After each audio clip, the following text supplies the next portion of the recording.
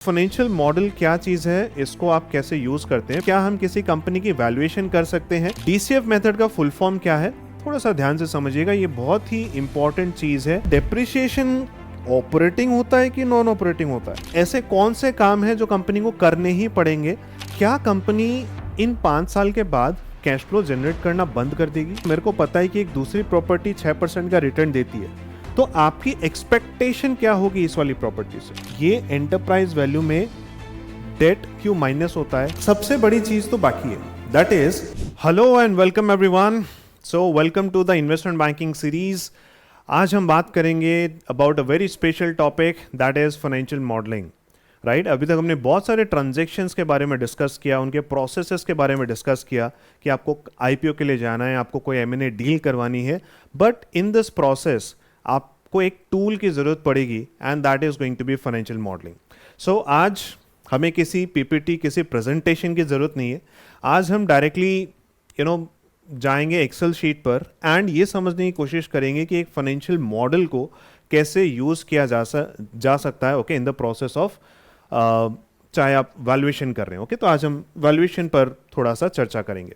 So the topic today is financial model and trust me, this is one of those skills, in fact it is the skill जो आपकी CV में ढूंढा जाएगा, okay. So कोई भी job description, investment banking की job description इस particular skill set के बिना अधूरी है, right. So this is definitely going to be there. तो आपको ये इंश्योर करना है कि फाइनेंशियल मॉडल आपको बिल्कुल अच्छे से समझ में आता है, ठीक है। तो फाइनेंशियल मॉडल क्या चीज़ है, इसको आप कैसे यूज़ करते हैं। Basically it's not a very sophisticated thing. आपका फाइनेंशियल मॉडल का काम क्या है, it is just a tool. ये एक टूल है जिसको हम डिसीजन मेकिंग के लिए यूज़ करते हैं, ठीक है। किस तरह के डिसीजन मेकिंग, जैसा अभी मैं आपसे कह रहा था, जब आपको मान लीजिए आईपीओ के लिए जाना है, आपको फंड रेजिंग करवानी है, आपको कोई डील का क्लोजर करना है, किसी कंपनी को खरीदना है, right. So there are many reasons जब आपको एक कंपनी के लिए फाइनेंशियल मॉडल बनाने की जरूरत पड़ेगी। अब इसमें आप क्या चीजें करते हैं, एक फाइनेंशियल मॉडल में आप क्या चीजें करते हो। सबसे पहले ये तो हर मॉडल में रहेगा ही रहेगा, दैट इज फोरकास्टिंग। फोरकास्टिंग का मतलब क्या होता है, forecasting simply means looking into the future, कि एक कंपनी की फ्यूचर परफॉर्मेंस किस तरह की रहने वाली है, आने वाले टाइम में उस कंपनी का सेल्स क्या होगा, प्रॉफिट क्या होगा, या कोई भी और मैट्रिक आप देखना चाह रहे हैं कि इस कंपनी के केपीआईज क्या रहने वाले इन द फ्यूचर।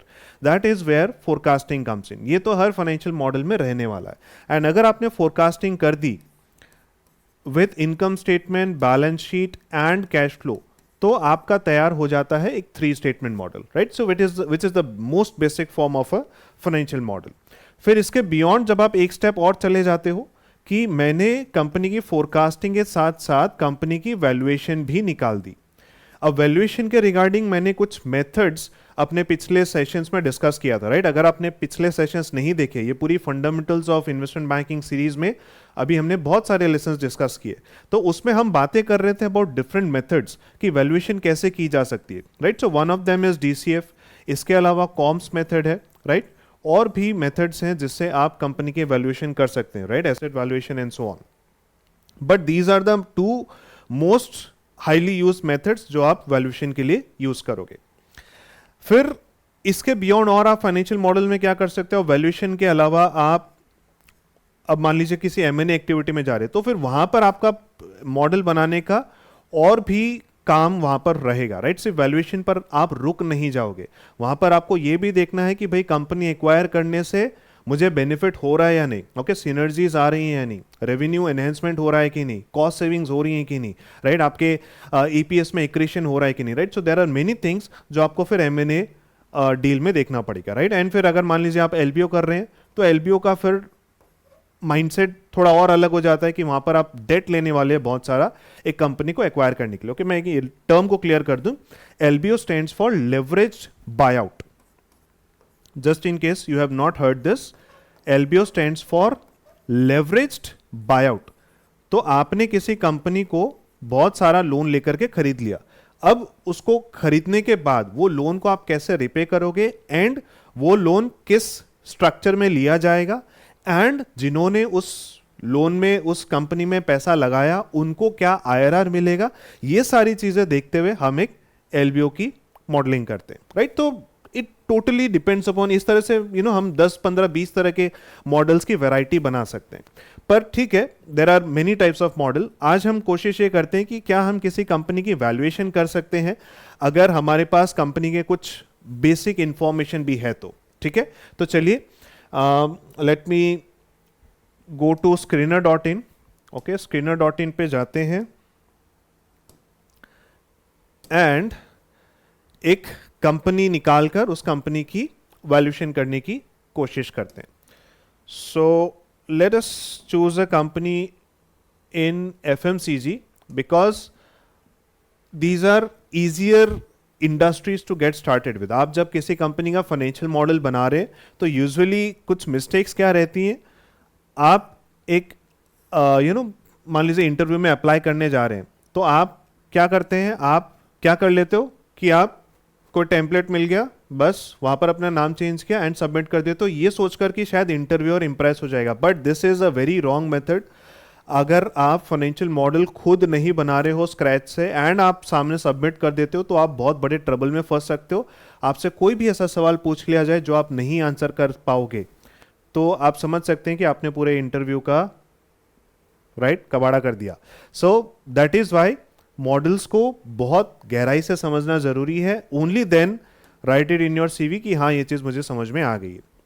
तो चलिए, हिंदुस्तान यूनिलीवर की ये कंपनी है, आई गेस ये कंपनी का नाम हम सब जानते हैं, राइट। HUL, इसकी मार्केट कैप है 5 लाख करोड़ की। करेंट मार्केट प्राइस कितना चल रहा है, 2410 यानी 2410 रुपए इसकी करंट प्राइस चल रही है। स्टॉक पी रेशियो 54 का है which is yes high. And चलिए इस कंपनी का सारा फाइनेंशियल्स हम यहां पर एक्सपोर्ट कर लेते हैं। ठीक है, तो यहां पे बेसिकली आपके पास बहुत सारी डेटा दी हुई आपको screener.in पर एंड वही सब डेटा आप एक बार में डाउनलोड कर सकते हो using export to Excel button and आपके सामने ये पूरी की पूरी रिपोर्ट आ गई कि इस कंपनी में क्या चीजें हो रही हैं, right. So what is the sales, what is the operating profit, depreciation and फिर आपके पास क्वार्टरली डेटा भी है, बैलेंस शीट की भी कुछ इंफॉर्मेशन है and then there is an entire data sheet जहां पर आपको और भी सारी इंफॉर्मेशन मिल जाएगी। ठीक है, so let's see, let us gate started with this information. हम क्या चीजें यहां पर कर सकते हैं, हम वैल्यूएशन के लिए एक नई शीट बना लेते हैं, दैट इज, इसको आप नाम दे दो, यहां पर हम वैल्यूएशन कर लेते हैं। ठीक है, तो ये हो गई हमारी डीसीएफ की शीट। अब इस डीसीएफ वाली शीट में हम क्या करेंगे, कंपनी की वैल्यूएशन करेंगे। अब वैल्यूएशन करने के लिए आज मैं कौन सा मेथड यूज करूंगा, अभी मैंने आपको बताया कि देयर आर डिफरेंट मेथड्स जो आप एक कंपनी की वैल्यूएशन के लिए यूज कर सकते हो। आज हम डीसीएफ मेथड पर फोकस करते हैं। डीसीएफ मेथड का फुल फॉर्म क्या है, थोड़ा सा ध्यान से समझिएगा, ये बहुत ही इंपॉर्टेंट चीज है। आप अगर फाइनेंस फील्ड में जा रहे हैं तो वैल्यूएशन अगर आप करके दे सकते हैं किसी कंपनी को तो you are a very valuable person, okay, trust me. And when I say valuation करके दे सकते हैं तो that should be a reasonable valuation, not just filling in the numbers in a formula कि मैंने आपको एक टेम्पलेट दे दिया, एक फॉर्मूला बता दिया, आपने बस उसमें नंबर्स डाल दिए एंड वो नंबर निकाल दिया। सिर्फ ये चीज तो यार मैं एआई की मदद से भी कर सकता हूं ना। तो आपकी वैल्यू कहां पर है, जब आप एक रीजनेबल वैल्यूएशन कर सकते हैं अपना दिमाग लगा करके। ओके, सो डिस्काउंटेड कैश फ्लो मेथड, ये इस मेथड का फुल फॉर्म है। अब इसमें हमको चाहिए क्या, सबसे पहले हमको चाहिए कैश फ्लो, राइट। सबसे पहले हमको क्या चाहिए, वी नीड कैश फ्लो। अब कैश फ्लो क्या लेंगे हम, कैश फ्लो में हम लेंगे free cash flow to the firm. Okay, अब ये क्या होता है, कैसे कैलकुलेट होगा, ये सारी चीज अभी हम समझेंगे, how this needs to be calculated. अभी अभी आप इतना समझ लीजिए कि ये वो कैश फ्लो है जो कंपनी के पास बच जाता है आफ्टर इट्स मैंडेटरी इन्वेस्टमेंट्स, की कंपनी को ग्रो करने के लिए जो पैसा लगाने की जरूरत है, अदरवाइज कंपनी ग्रो नहीं कर पाएगी, वो लगाने के बाद कंपनी के पास जो फ्रीली अवेलेबल कैश बच जाता है, दैट इज एफसीएफएफ। एंड बस इस कैश को फिर आपको क्या करना है, डिस्काउंट करना है। डिस्काउंट कैसे करोगे, आप एक डिस्काउंट रेट से इसको डिस्काउंट करोगे, राइट। बस इतना सा काम आपको करना है और आपका कंपनी का वैल्यूएशन काफ़ी हद तक कंप्लीट हो जाएगा। उसके बाद हमको बस थोड़े से माइनर एडजस्टमेंट करने हैं, एंटरप्राइज वैल्यू से इक्विटी वाले तक पहुंचना है और आपका काम हो जाएगा, राइट। तो यही चीज़ अभी बस हम यहाँ पर करना शुरू करते हैं। First thing that we need to know is the revenue of the company, right. सबसे पहले हमको क्या जानना है, कंपनी का रेवेन्यू। अब कंपनी का रेवेन्यू हमारे पास कई सालों का अवेलेबल है, राइट। करीब शायद 10 साल का डेटा हमारे पास अवेलेबल है। हम कंपनी के रीसेंट 5 ईयर्स को एनालाइज कर लेते हैं, राइट। अगर कंपनी के रीसेंट 5 ईयर्स को एनालाइज कर लिया तो भी काफ़ी है। तो यहाँ पर मैं कंपनी के पिछले 5 साल का डेटा ले लेता हूँ, ओके। 21 से ले लेते, शिफ्ट कंट्रोल 3 एंड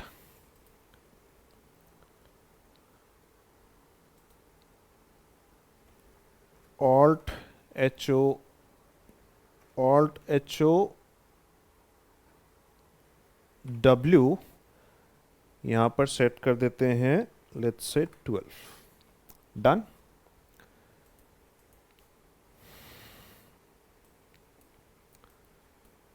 चलिए, हमारे पास कंपनी के पिछले 5 साल का रेवेन्यू अवेलेबल है। तो यहाँ पर हम नोट कर लेते हैं कि भाई पिछले साल रेवेन्यू कितना है, 21 में 47,000 crore is the revenue in the year 2021।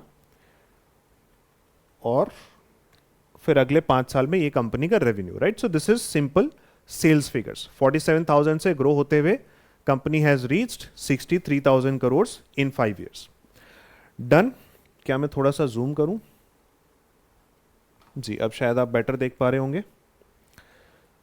फिर अब हमको और क्या चाहिए, अब हम इस कंपनी का ऑपरेटिंग प्रॉफिट देख लेते हैं, राइट। कंपनी में ऑपरेटिंग प्रॉफिट कितना चल रहा है पिछले 5 सालों में? 11,000 करोड़ से लेकर हम कंपनी के 14,000 करोड़ के रेवेन्यू तक पहुंचे, ठीक है। ये कौन सा प्रॉफिट हो गया? जब हम ऑपरेटिंग प्रॉफिट की बात कर रहे हैं तो ये EBIT है, एबिटा है, क्या चीज है? तो आप यहां अगर देखोगे ध्यान से तो इसमें इंटरेस्ट डेप्रिसिएशन दोनों ही चीजें एडजस्ट नहीं की हुई हैं, राइट। तो इसका मतलब ये एबिटा है। अब अगर मुझे EBIT चाहिए तो मैं कैसे निकाल सकता हूं?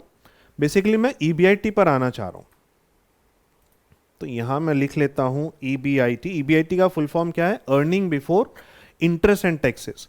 इसको हम ऑपरेटिंग प्रॉफिट भी बोलते हैं, दैट इज आफ्टर डेप्रिसिएशन। अब ये मुझे क्यों चाहिए? देखिए, मैं चाह रहा हूं कि मुझे कंपनी का वो प्रॉफिट चाहिए जो कंपनी अपने कोर ऑपरेशन से कमाती, यानी कि कंपनी अपने धंधे से कमा रही है, ना कि किसी और चीज से। अब मेरे पास आप कह सकते हो कि सर आप डायरेक्टली नेट प्रॉफिट ही ले लो, पर मुझे नेट प्रॉफिट में इंटरेस्ट नहीं है। जब भी आप वैल्यूएशन कर रहे हो या कोई भी long term strategic decision making कर रहे हो, we are not interested in net profit. What is the reason? Because net profit में यहां आपके सामने कुछ ऐसी इनकम्स आ सकती है जैसे कि ये अदर इनकम है, राइट। अब यहां पे मेरे पास ये 1,300 करोड़ की अदर इनकम है। Will I be valuing a company? ये अदर इनकम कहां से आई? मान लीजिए कंपनी ने किसी डिपॉजिट में, किसी इन्वेस्टमेंट पे डिपॉजिट कर दिया एंड वहां से कंपनी को इंटरेस्ट मिल गया। क्या ये बेसिस होना चाहिए कंपनी की वैल्यूएशन करने का, या बेसिस ये होना चाहिए कि कंपनी अपने कोर धंधे से कितना कमा रही है, राइट। तो ऑफ कोर्स आप हमेशा कंपनी के कोर ऑपरेशंस पर फोकस करोगे, ना कि इन चीजों पर। इसीलिए we need only the EBIT part, कि भाई मेरे को ये बता दे धंधे से कितना कमा रहा है तू, okay. So let us do one thing. हम यहां पे क्या करते हैं, हमारे पास एबिटा है, राइट। हमारे पास वो प्रॉफिट है जो कंपनी ने कमाया है विच इज बिफोर डेप्रिसिएशन। हम बस यहां पे एक एडजस्टमेंट कर देते हैं कि हम यहां पर डेप्रिसिएशन को भी माइनस कर देते हैं, ताकि हमारा क्या हो जाएगा, फिर EBIT निकल कर आ जाएगा, राइट।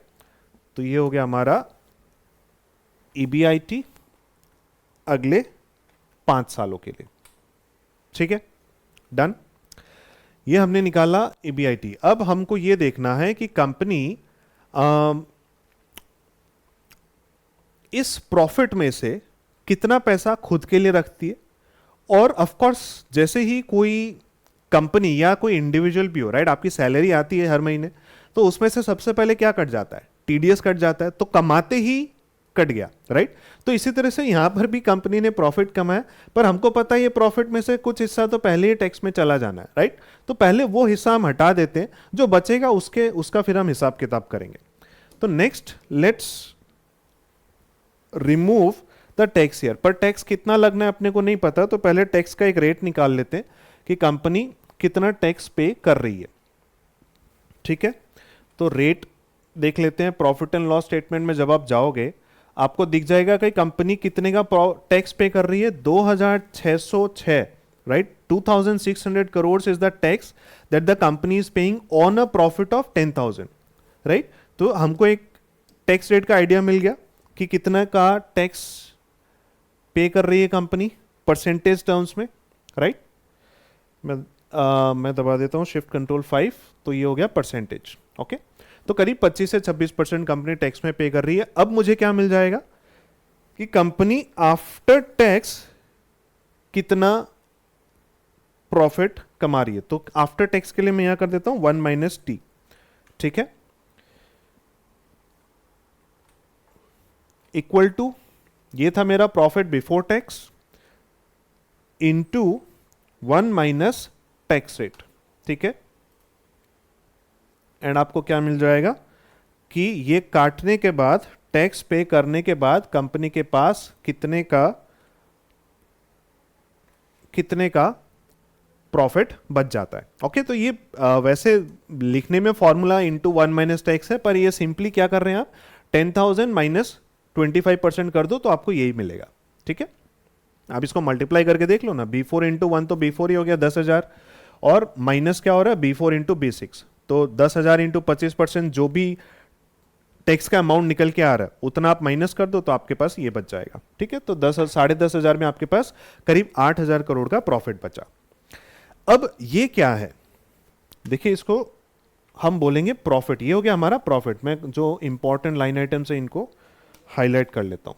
भाई रेवेन्यू हमारे लिए जरूरी है और प्रॉफिट आफ्टर टैक्स जरूरी है, पर हमारा गोल मत भूलिए, हमारा मकसद मत भूलिए। हमको क्या निकालना है, हमको निकालना है फ्री कैश फ्लो। क्या चाहिए अपने को, फ्री कैश फ्लो, मतलब वो पैसा जो कंपनी के पास बच जाता है अपने जरूरी कामकाज, अपने जरूरी इन्वेस्टमेंट्स करने के बाद, जो ऑपरेशंस के लिए जरूरी है। अभी अपने को क्या मिला कि अच्छा अब कितना बच जाता है, वो कहां से बचेगा, वो तो इसी में से बचेगा कि कंपनी ने जितना प्रॉफिट कमाया, कि कंपनी ने धंधा किया, भाई अपन ने 50,000 करोड़ का धंधा किया, वो धंधा करने के बाद मेरे पास काफी खर्चे हुए, माल बेचने के लिए माल बनाना पड़ा, तो वो सब काटने के बाद, सैलरी वगैरह देने के बाद, रेंट वगैरह पे करने के बाद कितना बचा, वो तो करना ही पड़ेगा, वो तो डिबेटेबल है ही नहीं। वो करने के बाद मेरे पास कितना बचा, अच्छा अब मेरे पास ऑपरेटिंग प्रॉफिट बचा 10,000 करोड़ का, कि भाई इतना मैं सच में कमा के अपने घर पे लाया। पर जैसे ही लेकर आया, वो गवर्नमेंट आ गई डोर पे नॉक करने के लिए, भाई मेरा हिस्सा दे। तो पहले गवर्नमेंट का हिस्सा दे के उसको साइड करो कि भाई आप पहले जाओ, राइट। तो हमने गवर्नमेंट का हिस्सा साइड कर दिया। अब ये वो प्रॉफिट बचा हमारे पास जो कंपनी कमाकर, अपने कोर धंधे से कमाकर लाई है, और इसमें से हमने बस सरकार का हिस्सा भी हटा दिया, राइट। तो ये हो गया अपने पास वो पैसा that is available with the company after taxes, fine. अब हम क्या करेंगे, अब इसमें से हमको निकालना है कैश फ्लो। कैश फ्लो मतलब वो पैसा जो सच में कंपनी के बैंक अकाउंट में आया। अब इस प्रॉफिट में क्या हो सकता है, कुछ ऐसे आइटम्स हो सकते हैं जो हमने यहां पे माइनस कर दिए हैं, पर वो शायद कैश टर्म्स में थे ही नहीं। क्या मतलब है, जैसे कि very obvious example is depreciation. Sir depreciation operating होता है कि नॉन ऑपरेटिंग होता है? डेप्रिसिएशन, अब जब भी मैं ये सवाल पूछता हूं ऑपरेटिंग या नॉन ऑपरेटिंग, हर कैंडिडेट यही आंसर करता है। आप भी कमेंट्स में आंसर करना। यूजुअली यही करते हैं कि सर ये नॉन कैश आइटम होता है। नॉन कैश या cash is not my question. ये नॉन कैश होता है, ये सबको पता है, राइट। खर्चा हमने मशीन खरीदते वक्त किया था, ये तो बस एक बुक एंट्री है। पर सवाल ये है कि ऑपरेटिंग है कि नॉन ऑपरेटिंग है। तो द आंसर इज ये ऑपरेटिंग एक्सपेंस है, राइट। तो ये जब हमने यहां पर माइनस कर दिया, इस 8,000 करोड़ में ये जो डेप्रिसिएशन का अमाउंट है हम माइनस करके लेकर आए थे ना। हमने जब EBIT लिखा था हम इसको माइनस करके लेके आए थे। पर तो ये माइनस इसलिए करना पड़ा था बिकॉज ये ऑपरेटिंग खर्चा है, ऑपरेटिंग खर्चों में सारे खर्चे माइनस होते हैं। अब इसको हम ऐड बैक कर रहे हैं। ऐड क्यों कर रहे हैं? बिकॉज हमको कहां कहां पहुंचना है, हमको कैश फ्लो तक पहुंचना है। कैश फ्लो मतलब आपका कैश फ्लो शायद इतना होगा, प्रॉफिट इतना होगा। अब इन दोनों के बीच में गैप क्या है कि प्रॉफिट को हमने डेप्रिसिएशन से कम कर दिया, प्रॉफिट को हमने माइनस कर दिया डेप्रिसिएशन से, राइट? तो प्रॉफिट आपका नीचे आ गया, पर एक्चुअल में बैंक अकाउंट में कैश कितना है वो तो ज्यादा ही है, बिकॉज ये जो कैश जो हमने माइनस किया डेप्रिसिएशन, ये कोई कैश वाला खर्चा तो था नहीं, तो बैंक अभी भी ऊपर ही है। तो अब मुझे एक्चुअल कैश फ्लो तक पहुंचना है, प्रॉफिट के जरिए मुझे कैश फ्लो तक पहुंचना है, तो अब मुझे ऐड बैक करना पड़ेगा, तो मुझे ऐड बैक करना पड़ेगा। तो इसलिए मैं क्या कर रहा हूं, ऐड कर दूंगा यहां पे। अब मैं डेप्रिसिएशन को ऐड कर दूंगा, ठीक है। अब जो स्मार्ट बच्चे हैं उनका यहां पर एक बहुत ही ऑब्वियस सा सवाल आएगा, sir why are we adding it back? पहले माइनस करवा रहे हो फिर ऐड करवा रहे हो, फुल्ली इग्नोर मार देते हैं इसको, राइट? अगर हम फुल्ली इग्नोर मार देंगे, कंसीडर ही नहीं करेंगे तो बढ़िया रहेगा, राइट? इतना झमेला क्यों करना?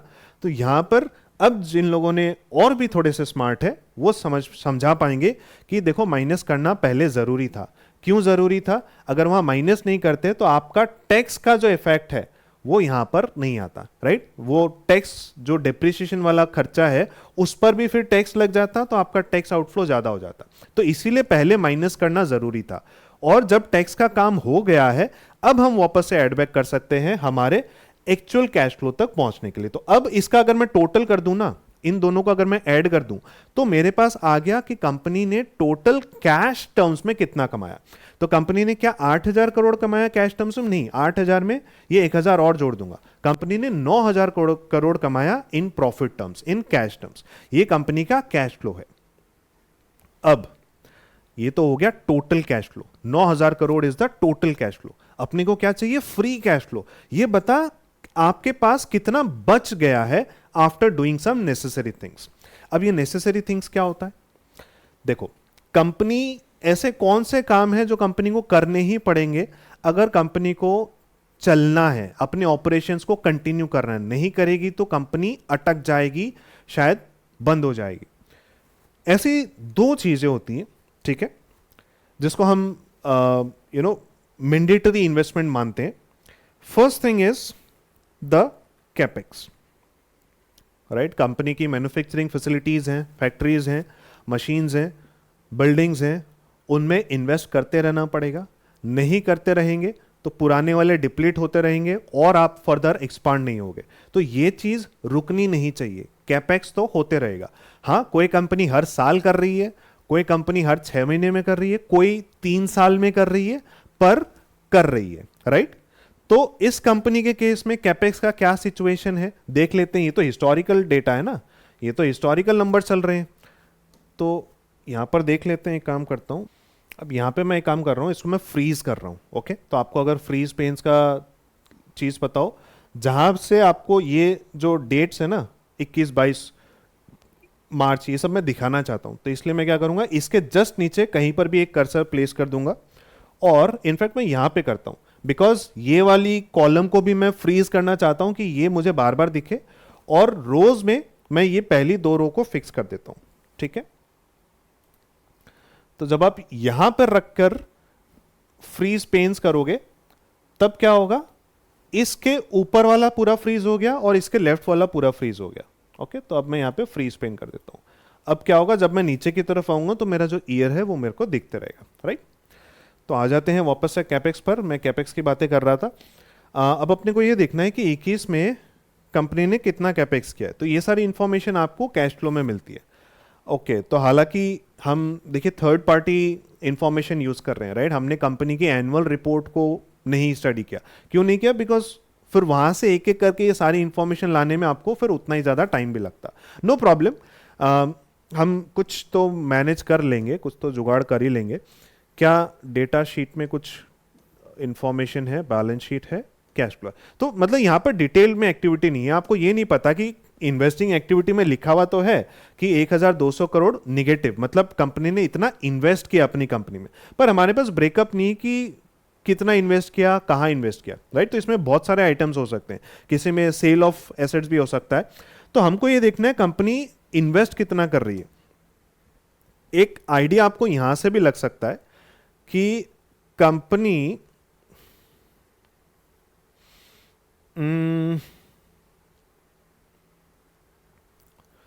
आप अगर यहां देखो कंपनी का net block, okay, so this is around 52,000 crore और सो, राइट। यहां पर आपको एक आइडिया लग सकता है कि कंपनी हर साल कितना कैपेक्स कर रही है। एक बार एक डिफरेंस लेकर के देखते हैं। 22 में मैं क्या कर सकता हूं, 22 में अपने पास कैपेक्स कितने का है, 51,473 का कैपेक्स है। एंड इसमें आप चलो CWIP को भी इंक्लूड कर लो और माइनस कर देते हैं पिछले साल कितना एसेट था, तो निकल कर आया कैपेक्स में कितना इन्वेस्टमेंट है, राइट। एंड ये नेगेटिव होना चाहिए, मतलब कंपनी ने इतना पैसा इन्वेस्ट किया है इस साल, राइट। सेम चीज हम कंटिन्यू करते हैं अगले सालों के लिए भी। तो कंपनी हर साल इतना इतना इन्वेस्टमेंट कर रही है अपने कैपिटल एक्सपेंडिचर के लिए, राइट। हालांकि this is a rough estimate, आपको एक्चुअल नंबर कहां मिलेगा, एक्चुअल नंबर आपको कैश फ्लो स्टेटमेंट में मिलेगा, ओके। आप कैपेक्स स्केड्यूल देख सकते हो, आप कैश फ्लो स्टेटमेंट देख सकते हो, वहां से आपको सही नंबर मिलेगा। बट ठीक है, this is a good proxy, इससे भी हम एक वैल्यूएशन की तरफ आगे बढ़ सकते हैं। तो पहली चीज हो गई capital expenditure, and the next important thing is working capital. अब ये वर्किंग कैपिटल क्या चीज है सर, आप अपना बिजनेस बढ़ाओगे तो आपको और इन्वेंट्री भी लगेंगी, आपका और क्रेडिट भी देना पड़ेगा, और रिसीवेबल्स में भी पैसा फंसेगा। तो ये सारी चीजें आपको कहां दिखेंगी, वर्किंग कैपिटल में। तो ये जो पैसा आप दिखा रहे हो कि मैंने इतना कमाया, क्या वो पैसा आपके पास ही रह गया क्या, आपके पॉकेट में नहीं, उसमें से काफी पैसा वर्किंग कैपिटल में भी लग जाएगा, राइट। तो वर्किंग कैपिटल में पैसा लगने के बाद कैपिटल एक्सपेंडिचर यानी मशीन बिल्डिंग वगैरह में जो पैसा लगाना था वो लगाने के बाद कितना बच गया हमको उससे मतलब है, ठीक है। तो वर्किंग कैपिटल में भी वही चीज करते हैं जो हमने अभी कैपेक्स में किया। हालांकि this is also a proxy that we are taking up. क्या हमारे पास वर्किंग कैपिटल इंफॉर्मेशन हमारे पास डायरेक्टली गिवन है, ओके। वर्किंग कैपिटल आपको निकाल के दिया गया है, तो हमें चाहिए चेंज इन वर्किंग कैपिटल। तो अगेन वही चीज करेंगे, दिस माइनस दिस, ओके। अब इस नंबर के आगे भी हम एक माइनस साइन लगाएंगे जैसा हमने कैपेक्स में किया था, ओके। बिकॉज हम चाह रहे हैं जो पैसा लग रहा है, जो पैसा बाहर जा रहा है, वो हमको नेगेटिव दिखाई दे, ठीक है। फिर इसका इंटरप्रिटेशन करते हैं। देखिए इंटरप्रिटेशन बहुत ही सिंपल है कि आपका जो वर्किंग कैपिटल है, पहले बात तो नेगेटिव है। अब negative working capital FMCG companies में आपको दिख सकता है, एंड इसका मतलब यही है कि आपके पास 7,000 करोड़ का नेगेटिव वर्किंग कैपिटल था। इसका मतलब सीए माइनस सीएल जब आप कर रहे हो तो करंट एसेट कम है, करंट लायबिलिटीज ज्यादा है, ठीक है। अब ये चीज वैसे अगर आप करंट रेशियो के पॉइंट ऑफ व्यू से देखोगे तो आपको ये चीज नेगेटिव दिखाई देगी कि यार लायबिलिटीज ज्यादा है, करंट एसेट्स कम है। पर कंपनी के ऑपरेशनल पॉइंट ऑफ व्यू से it can be a beneficial thing, because आपको सप्लायर फाइनेंसिंग मिल रही है। करंट लायबिलिटी ज्यादा होने का मतलब यह है कि आपके क्रेडिटर्स आपकी इन्वेंट्री को फंडिंग कर रहे हैं, okay. So this is a phenomena of the industry, this can definitely happen. तो इसमें हमको बहुत ज्यादा चिंता करने वाली जरूरत नहीं है। एंड ये चीज नेगेटिव वर्किंग कैपिटल जब कम हो गया है, इसका मतलब अब मेरा पैसा इसमें इतना और फंस गया है, राइट। तो ये यहां पर इंडिकेट हो रहा है कि इन 2 साल में तो मेरा पैसा 1,000 करोड़ और लग गया है, राइट, वर्किंग कैपिटल। पर इन 2 साल में ये पैसा रिलीज होकर के मेरे पास वापस आ जा रहा है, ठीक है। तो it can be positive, it can be negative, fine. अब ये 2 एडजस्टमेंट जब हम कर देते हैं, जब हमने ये सारी एडजस्टमेंट्स कर ली, कौन सी एडजस्टमेंट्स, कि हमारे पास प्रॉफिट आफ्टर टैक्स कितना था, हमने इतने का प्रॉफिट कमाया था। फिर हमने ऐड कर दिया डिप्रिसिएशन कि हमें टोटल कैश फ्लो तक पहुंचना था। फिर इस टोटल कैश फ्लो में से हमने माइनस कर दिया कैपेक्स और वर्किंग कैपिटल, एंड फाइनली हम कहां पहुंच गए,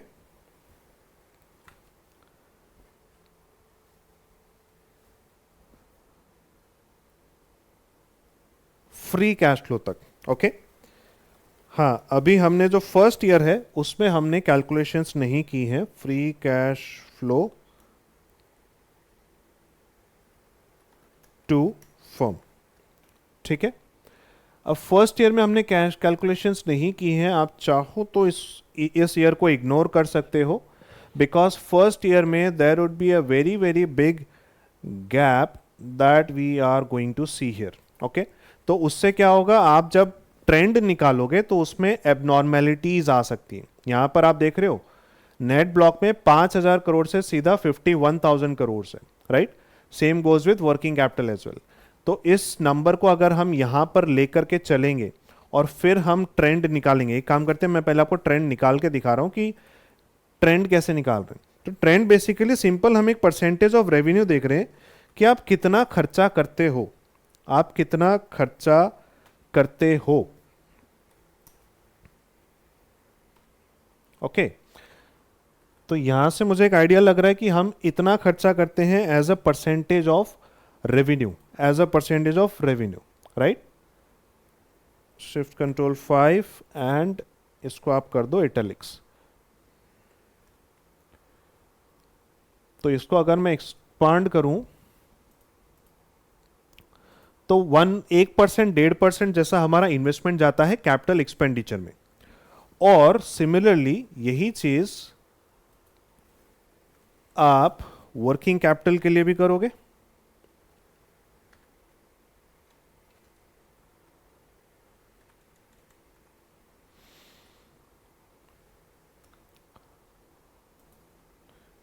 बस आपका जो डिनोमिनेटर है इसको कितना होना चाहिए, 3, राइट। तो इसको आप 3 कर दो, तो आपका वर्किंग कैपिटल में इतना इन्वेस्टमेंट जा रहा है। अब एक काम करते हैं, फॉर्मूला में थोड़ा सा चेंज करना पड़ेगा हमको। फॉर्मूला में हम क्या करते हैं, सम ऑफ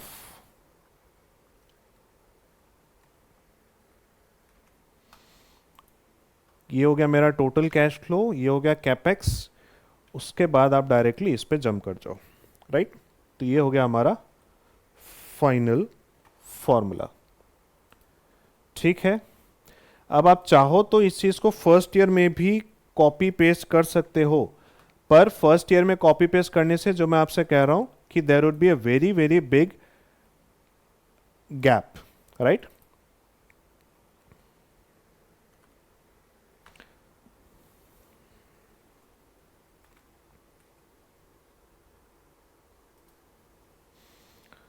ओके, सो इसीलिए बिकॉज इसकी वजह से आपका ट्रेंड चेंज हो गया। 1-1.5% का हमको ट्रेंड दिख रहा था, वो ट्रेंड यहां पर दिख रहा है कि यार ये तो 98% हो गया। तो इसको अगर आप फ्यूचर में कंसिडर करते हो तो आपके कैश फ्लो बिगड़ सकते हैं, राइट।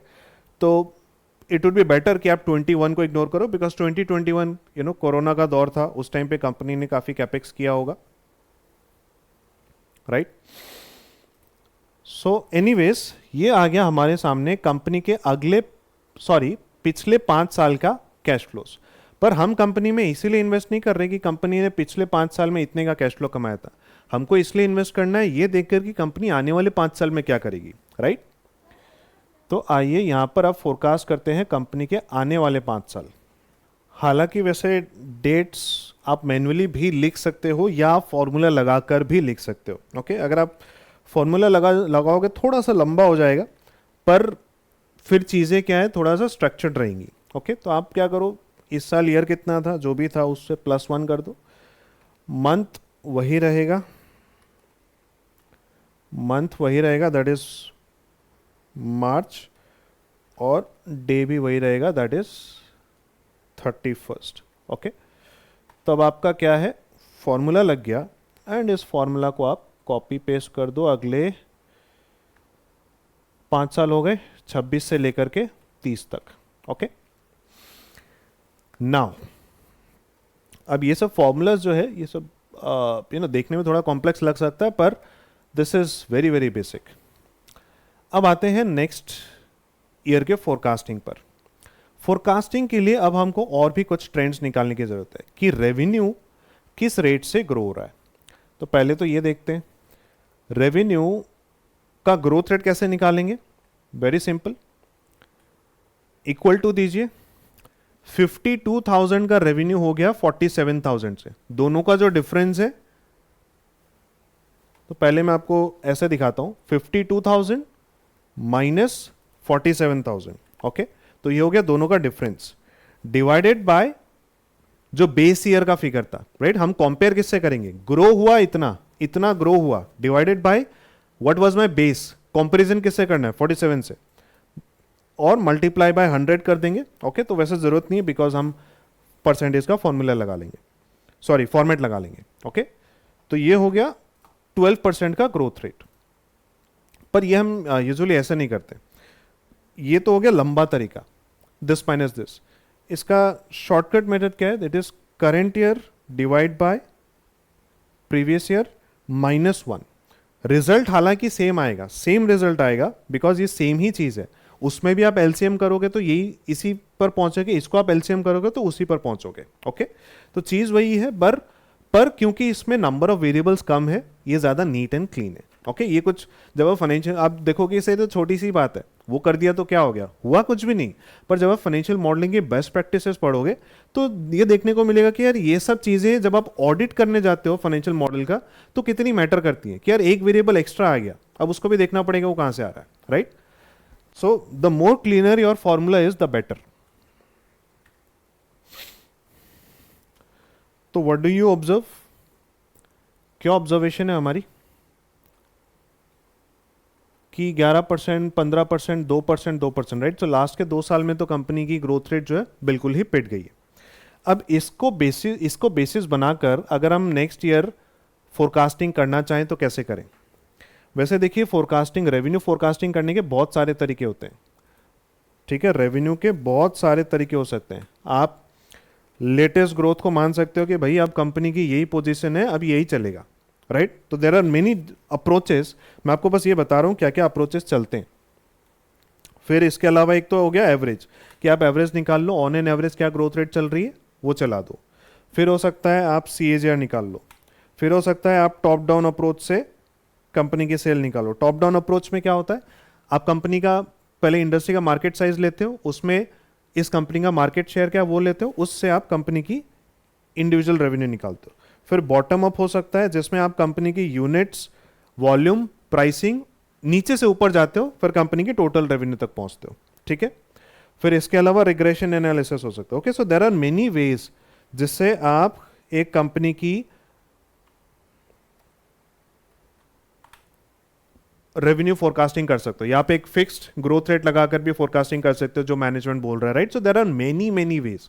अब इतने सारे वेज तो हम ऑफकोर्स नहीं लगा पाएंगे, एक बार कोशिश करते हैं यहां पर एक एवरेज लेकर के देखने की। एवरेज लेने से कितना आ रहा है, करीब 7.8% आ रहा है।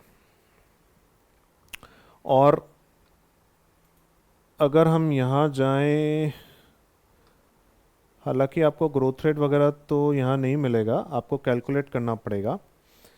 You can see here last 10 years में कंपनी का कंपाउंडेड सेल्स ग्रोथ कितना है 7%, 5 ईयर्स का 10%, 3 ईयर्स में 6%, एंड ट्रेलिंग 12 मंथ्स में 2%, राइट। तो ये नंबर हमको दिख रहा है कि अब घटते जा रहा है, राइट। जो ग्रोथ का नंबर है वो काफ़ी घटते जा रहा है। अब इसलिए क्या हो गया, ये जो रिसेंट टाइम्स में ज़्यादा गिरा है ना, इस वजह से आपका 10 ईयर CAGR वो भी गिर गया है। ओके, सो ठीक है, आई थिंक नाउ अगर हमारा 7% आ रहा है, दैट्स फाइन, दैट्स रीजनेबल।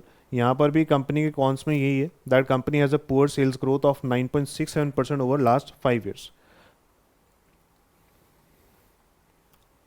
तो अभी हम एक काम करते हैं, इस एवरेज को लेकर के आगे बढ़ते हैं कि कंपनी 7% पर ग्रो करेगी अगले 5 सालों तक। ओके, उसके बाद टर्मिनल ग्रोथ रेट एक डिसाइड कर लेंगे और कंपनी का रेवेन्यू निकाल देते हैं लास्ट ईयर कंपनी का रेवेन्यू था 63,000 crore into 1 plus 7.8%. Okay, and as I said यहां पर आप हर तरह का मेथड कंसिडर कर सकते हो. ठीक है, आप CAGR भी ले सकते हो. तो CAGR में क्या होगा,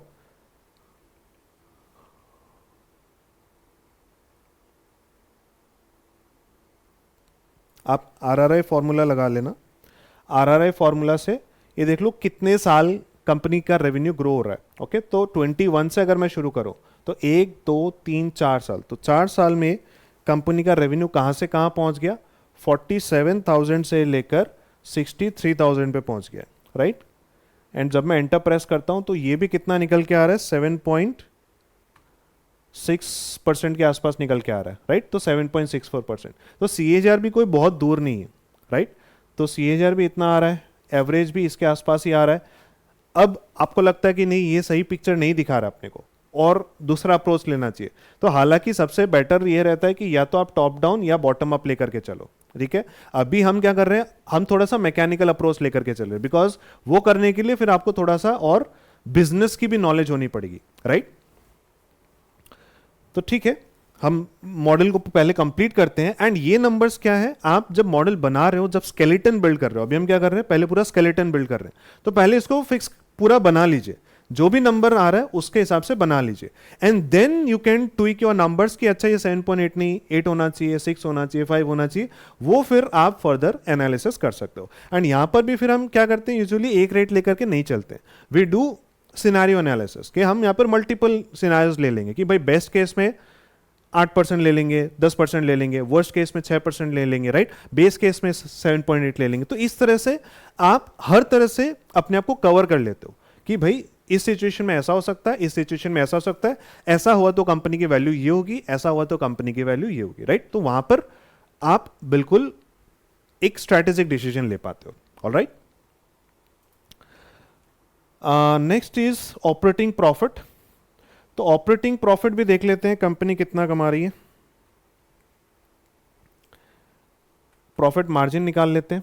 प्रॉफिट मार्जिन कैसे निकलेगा, इतने का प्रॉफिट है, इतने का प्रॉफिट है ऑन अ रेवेन्यू ऑफ इतना. Right, on a revenue of इतना, कितना निकल के आया, 22%. मतलब 21 से 22% कंपनी का ऑपरेटिंग प्रॉफिट मार्जिन है. तो प्रॉफिट्स में तो कोई खास दिक्कत नहीं है, हालांकि थोड़े सी मार्जिनल एक डाउनफॉल जरूर आया है. तो फ्यूचर में क्या करें, एबिटा के केस में हम सिंपल एवरेज ले लेते हैं कि भाई 21-22% का कंपनी में on an average profit margin रहता है. एंड इसी प्रॉफिट मार्जिन को हम फ्यूचर में भी कंटिन्यू करते हैं. तो हमारा EBIT कितना हो जाएगा, जितना रेवेन्यू है उसका, जितना भी आपका रेवेन्यू है उससे आप मल्टीप्लाई कर दीजिए ऑपरेटिंग प्रॉफिट मार्जिन को, तो आपको निकल जाएगा कि आपका operating profit in absolute terms कितना होना चाहिए. ठीक है, ठीक है, तो भाई हम एक्सपेक्ट कर रहे हैं भाई इतने का रेवेन्यू करेंगे और इतने का प्रॉफिट करेंगे इस साल में. अब आते हैं टैक्स की तरफ. तो टैक्स के केस में चलिए मैं मान लेता हूं कि 30% का टैक्स लगेगा आगे चलकर. तो EBIT यानी कि ऑपरेटिंग प्रॉफिट आफ्टर टैक्स कितना हो गया, 10,000 करोड़ से 14,000 करोड़. डेप्रिसिएशन, अच्छा अभी डेप्रिसिएशन के लिए हमको क्या करना होता है, वैसे आप पूरा कैपेक्स का स्केड्यूल बनाते हो कि कंपनी के फ्यूचर कैपेक्स प्लान्स क्या है, उसके हिसाब से आप इन्वेस्टमेंट शो करोगे एंड उस इन्वेस्टमेंट के हिसाब से आप पूरा डेप्रिसिएशन का रेट लगाकर उसको कैलकुलेट करके लेकर आओगे. Right, so this is the approach. But as we are directly working on the ये सब क्या सपोर्टिंग स्केड्यूल्स में आते हैं. राइट, तो ये अगर एक एक का सपोर्टिंग स्केड्यूल बनाने जाएंगे तो ऑफकोर्स आपको बहुत ज़्यादा टाइम लगने वाला है. तो अपने अभी क्या करते हैं, एक लमसम आइडिया ले लेते हैं कि भाई on an average company 1,000 crore के आसपास का डेप्रिशिएशन कर रही है. तो डेप्रिशिएशन मतलब ये कंपनी इतना का और कैपेक्स आराम से करेगी है. ओके, आगे चलकर. तो चलिए ठीक है, यहाँ पर एक एवरेज ही ले लेते हैं कि भाई इतने का डेप्रिसिएशन कंपनी में रहता है 1,000 करोड़ के आसपास का. ओके, अब ये आप समझ गए होंगे लॉजिक, ये लाना कैसे है इस नंबर को, कैपेक्स के स्केड्यूल से पूरा बना करके लेकर आइए, ओके। पर अभी हमने एक लमसम यहां पर लगा दिया। फिर कैपेक्स की तरफ अगर मैं आता हूं तो कैपेक्स में 21 में कंपनी ने बहुत बड़ा कैपेक्स किया है, और उसके बाद नॉर्मल 1500 के आसपास का कैपेक्स चल रहा है। तो हम एक काम करते हैं, ये ट्रेंड हमने निकाल लिया कि कंपनी 1 से 2% के बीच का कैपेक्स करती है, तो हम इस ट्रेंड को आगे कंटिन्यू कर लेते हैं कि ऑन एन एवरेज, और मैं 21 को इग्नोर कर रहा हूं बिकॉज 98% मतलब कंपनी ने ऑलमोस्ट राइट 100% अपना रेवेन्यू डाल दिया कैपेक्स करने में। तो ऐसा कंपनी हर साल तो नहीं करेगी, तो ये 98% is a one time event, ये हर साल का इवेंट नहीं हो सकता। तो इसीलिए मैं इसको अपने ट्रेंड में कंसिडर नहीं कर रहा हूं, ओके। तो ये हो गया मेरा ट्रेंड 1.3%, और आगे भी मैं ये 1.3% का ट्रेंड कंटिन्यू करता हूं, ओके। एंड ये सेम चीज हम नीचे भी लगा देते हैं वर्किंग कैपिटल में भी, ओके। तो अब मेरे को क्या मिल गया कि अगर कंपनी का रेवेन्यू जितना भी है उसका 1.3% हम कैपेक्स में डाल देंगे, ओके। तो इतने का रेवेन्यू है, मल्टीप्लाई कर दीजिए, इतने का कैपेक्स है, एंड डन। ये हो गया हमारा कैपेक्स अमाउंट। और वर्किंग कैपिटल में भी सेम चीज करेंगे, रेवेन्यू मल्टीप्लाई बाय, आपने कितना परसेंटेज देख रखा है ट्रेंड, करीब 0.3%, and that will give me the final free cash flow to the firm, okay. कितना निकल के आया भाई? करीब 10,000 से 12,000 करोड़ का फ्री कैश फ्लो निकल कर आ रहा है, ओके। 10,000 से 14,000 करोड़ का, फाइन। अब हालांकि हमने पिछले साल से कम फ्री कैश फ्लो अज्यूम किया है इस साल में, राइट। हमारा रेवेन्यू बढ़ा है, हमारा ऑपरेटिंग प्रॉफिट बढ़ा है, ऑपरेटिंग प्रॉफिट आफ्टर टैक्स भी बढ़ा है, पर फिर जो वर्किंग कैपिटल है यहां पर पिछले साल में हमारा जो वर्किंग कैपिटल से पैसा रिलीज हो रहा था वो बहुत ज्यादा था, इस साल ये पैसा कम हो गया है, इसीलिए हमारा फ्री कैश फ्लो भी कम हो गया है, ओके। तो इसके लिए फिर आप क्या कर सकते हो, अब ये नंबर को हम क्या करेंगे, आप एक एक लाइन आइटम, रिसीवेबल, इन्वेंट्री और सप्लायर जो क्रेडिटर्स का पैसा है, ये सारी चीजें आप लाइन आइटम से कैलकुलेट करोगे, एंड फिर आप वर्किंग कैपिटल की कैलकुलेशन करोगे, ओके। तो अभी क्या हो गया, ये चीज थोड़ी सी मैकेनिकल हो गई कि मैंने रेवेन्यू का डायरेक्टली 0.3% लगा लिया, पर यही चीज को जब मैं थोड़ा सा ब्रेक डाउन कर दूंगा, ब्रेक डाउन कैसे करेंगे मैं आपको बस ये एक ओवरव्यू दे देता हूं, ओके। तो आप बस वर्किंग कैपिटल के सभी लाइन आइटम्स जैसे कि इन्वेंट्री, रिसीवेबल्स और क्रेडिटर्स, राइट, इससे क्या मिल जाएगा आपको, इससे आपको मिल जाएगा वर्किंग कैपिटल, एंड फिर वर्किंग कैपिटल वही ईयर 1 ईयर 2 का आप जो चेंज होगा, राइट, इन दोनों का जो डिफरेंस होगा उसको आप यहां पर लिखोगे, okay. So that is how this number is calculated, fine. चलिए, अल्टीमेटली हमको क्या मिल गया, हमको मिल गया free cash flow to the firm, कि कंपनी हर साल इतने का कैश फ्लो कमा रही है।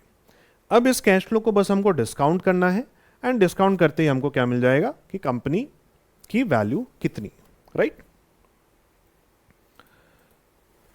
आइए फिर यहां पर निकालते हैं कि कंपनी, अब डिस्काउंट कैसे करेंगे आप, डिस्काउंट करने के लिए आपको चाहिए कि कंपनी का डिस्काउंट रेट क्या है, राइट। अच्छा वेट, अभी डिस्काउंट रेट पर हम आएंगे, पर उससे पहले एक चीज और रह गई कि अभी हमने फोरकास्टिंग कितने सालों की है, अगले 5 सालों की, कि 2030 तक कंपनी ये कैश फ्लोस कमाएगी इन दीज इंडिविजुअल ईयर्स। पर अभी सबसे बड़ी चीज तो बाकी है, दैट इज क्या कंपनी इन 5 साल के बाद कैश फ्लो जनरेट करना बंद कर देगी, क्या कंपनी खत्म हो रही है?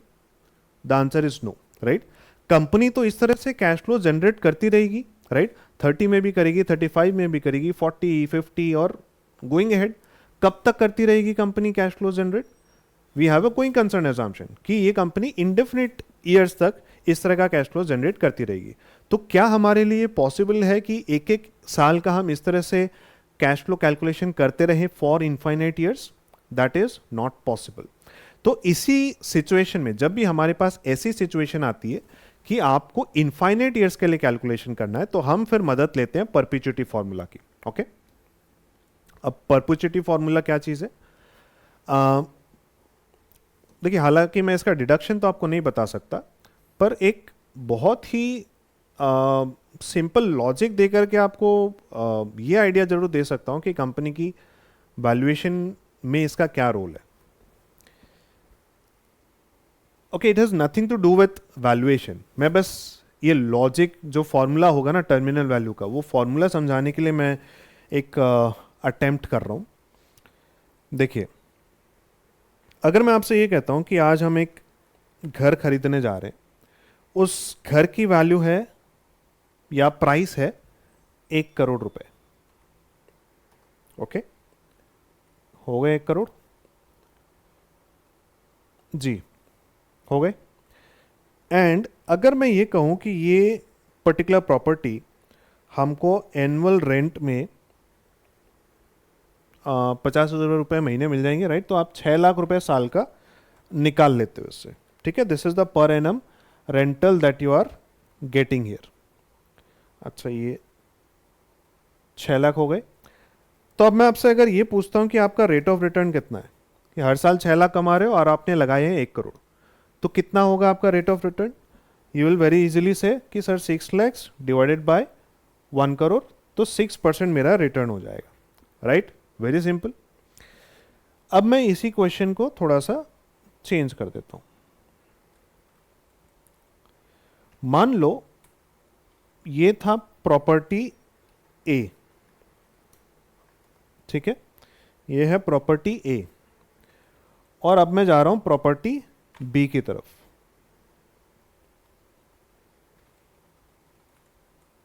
ये है प्रॉपर्टी बी। प्रॉपर्टी बी बिल्कुल प्रॉपर्टी ए से आइडेंटिकल है, मतलब बिल्कुल सेम, मिलती जुलती है। पर प्रॉपर्टी बी का प्राइस मुझे नहीं पता, पर प्रॉपर्टी बी के बारे में ये इंफॉर्मेशन पता है कि ये इसका जो रेंटल आएगा वो प्रॉपर्टी ए के जितना ही आएगा, बिकॉज दोनों सेम लोकेशन, सेम डेवलपर का है। ओके, एवरीथिंग इज सेम, ठीक है? बस ये इंफॉर्मेशन मेरे पास है 6 लाख वाली। रेट ऑफ रिटर्न की अगर बात करें, तो अगर इस एरिया में, इस लोकेलिटी में मेरे को पता है कि एक दूसरी प्रॉपर्टी 6% का रिटर्न देती है, तो आपकी एक्सपेक्टेशन क्या होगी इस वाली प्रॉपर्टी से? आपकी एक्सपेक्टेशन यही होगी कि यार ये वाली प्रॉपर्टी भी कम से कम 6% तो देना ही चाहिए, राइट? मिनिमम एक्सपेक्टेशन आप 6% की लेकर के चलोगे। तो अब मैं आपसे ये कहूं कि यार इसकी प्राइस क्या हम निकाल सकते हैं? क्या हम इसकी प्राइस एस्टिमेट कर सकते हैं? वेरी सिंपल है ना, 6 लाख हर साल मिल रहा है और आपको चाहिए 6% का इनकम, तो क्या ये फॉर्मूला लग सकता है? 6 लाख डिवाइडेड बाय 6% और आंसर निकाल दो 1 करोड़ का।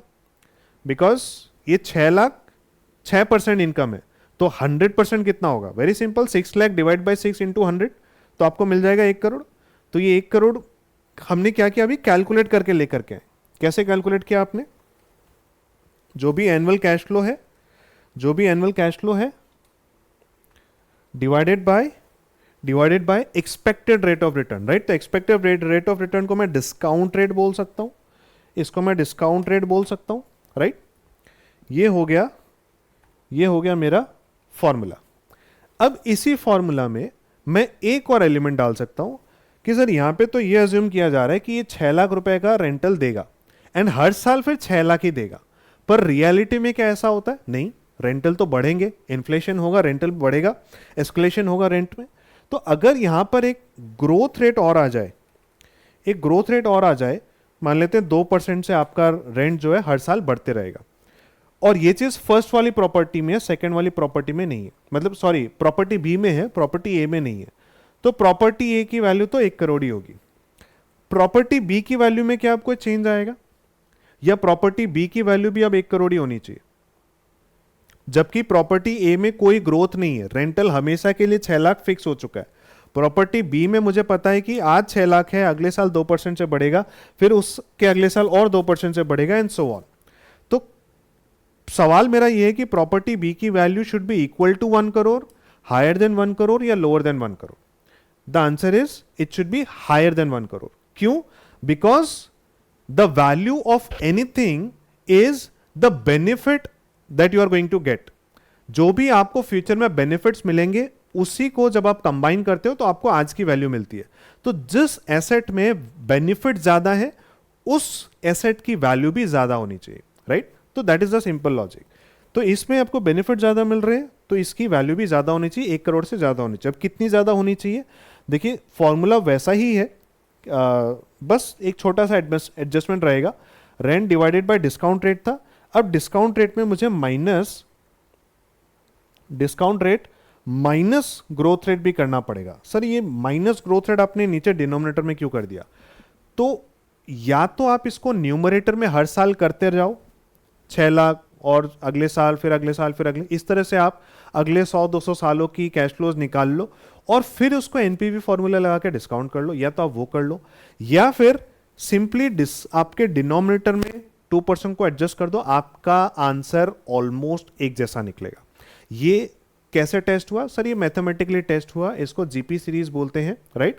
जहां पर इनफाइनाइट आपको समेशन करना है तो वहां पर ये चीज, ये फॉर्मूला अप्लाई होता है। तो ये मैथ्स की देन है, ये फाइनेंस की देन नहीं है। हम बस मैथ से ये फॉर्मूला उठाकर लेकर आए हैं बिकॉज हमको फाइनेंस में इसकी जरूरत थी। ओके, तो जब आप ये चीज अप्लाई कर देते हो आपकी घर की वैल्यू कितनी निकल के आती है? 1.5 करोड़ की। तो यानी कि सेकेंड वाले घर में अगर मैं 1.5 करोड़ भी इन्वेस्ट करता हूं और मेरा रेंटल जो है पहले 6 लाख है और हर साल 2% जो बढ़ रहा है, तो भी मैं 6% का रिटर्न वहां से निकाल लूंगा। Okay, so this is the interpretation of this formula. तो अब ये फॉर्मूला मेरा फाइनली क्या बन गया?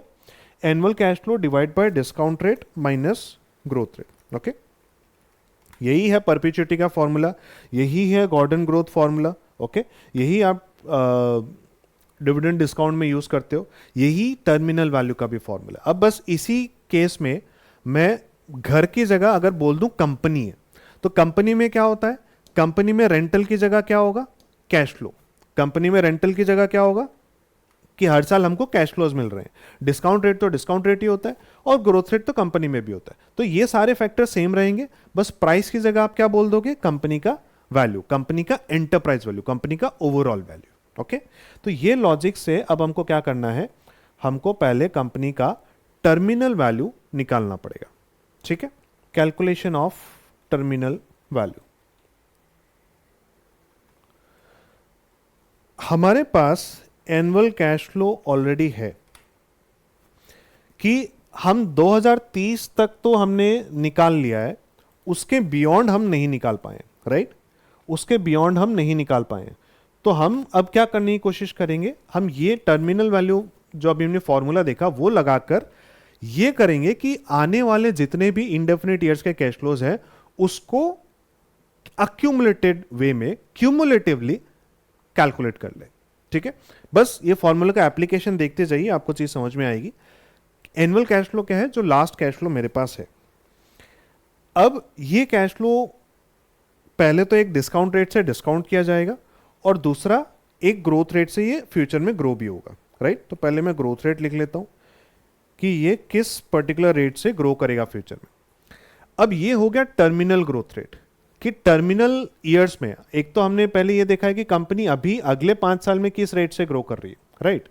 पर एक जब हम टर्मिनल ग्रोथ रेट निकाल रहे हैं यानी कि 2030 से इंडेफिनिट ईयर्स के लिए कंपनी किस रेट पर ग्रो करेगी, तो ये वाला जो रेट है इसको निकालने के लिए आपको बहुत सारी चीजें कंसिडर करनी पड़ती है।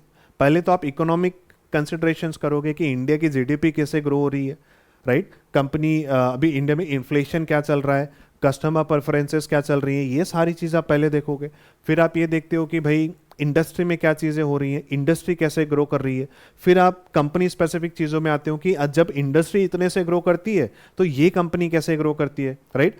आप ये भी देखोगे फिर इनके बीच का लिंक क्या है कि जब जीडीपी 6% ग्रो करती है तो एफएमसीजी इंडस्ट्री शायद 7% ग्रो करती है या उसका 1.2 ग्रो करती है। तो इस तरह से हम क्या करते हैं, मल्टीपल चीजें कंसिडर करके ये ग्रोथ रेट तक पहुंचते हैं। ठीक है, पर अभी ठीक है, हमको इतना ज्यादा परम्यूटेशन कॉम्बिनेशन करने की जरूरत नहीं है, नहीं तो आप और कंफ्यूज हो जाओगे।